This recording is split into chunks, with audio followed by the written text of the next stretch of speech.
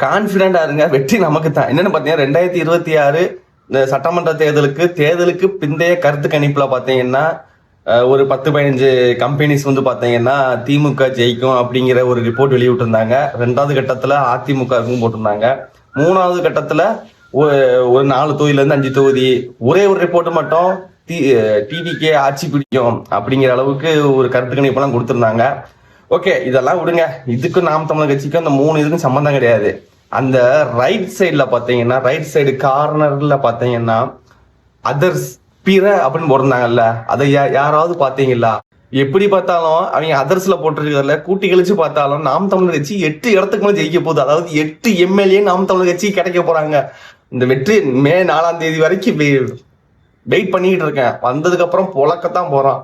நாம் தமிழர் கட்சி முதல்ல சட்டமன்றத்துக்குள்ள போகுது. ரொம்ப மகிழ்ச்சியான செய்தியா இருக்குது. அந்த கருத்து கணிப்பு வந்து எங்களுக்கு சாதகமா அமையணும், அது வந்து உண்மையாகணும் அப்படின்னு இறைவனை பிரார்த்திச்சுக்கிறேன். மக்களையும் ஓட்டு போட்ட மக்களையும் நன்றி.